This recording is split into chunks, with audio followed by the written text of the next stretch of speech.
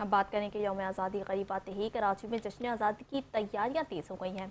शहर के मुख्तलिफ बाजार सबसलाली पर जमो बैजेस और झंडियों से सज गए, जबकि बच्चों और नौजवानों में भी 14 अगस्त का जोशो खरोश नुमाया है। इसी हवाले से मज़ीद तफसीलात जानते हैं नुमाइंदा 5 न्यूज़ हिमायत खान से। जी हिमायत। जी बिल्कुल, इस वक्त मैं मौजूद हूँ कराची के इलाके आयशा मंजिल में, जहाँ पर 14 अगस्त की मुनासिबत से मुख्तलिफ जगहों पर स्टॉल लगा दी गई है और मुख्तलिफ चीज़ें जो है सब्ज़ झंडे और बेजेस, पाकिस्तानी बेजेस भी दस्तियाब है। यहाँ पर शहरी जो है 14 अगस्त की तैयारियों में मसरूफ़ है। दूसरी जानिब लोग अपने ख़ानदानों के साथ और फैमिली के साथ यहाँ पर आके 14 अगस्त की तैयारियों में जो है मसरूफ़ है और चीज़ें खरीद रहे हैं। शहरियों का कहना है कि 14 अगस्त सिर्फ हमारे लिए एक दिन नहीं, ये हमारी बड़ों और आज़ादी का दिन है और हमारे बड़ों की जो है आबा अजदाद की कुर्बानियों का दिन भी है, जो यादगार दिन है और हमें जोश व खरोश के साथ मनाया जाए। और उसी दिन के जो है पाकिस्तान को आज़ादी मिली थी और अंग्रेज़ों से भी आज़ादी मिली थी और हमारे मुसलमानों के लिए एक बाकायदा एक मुल्क का अलग ही इनकाद हुआ था।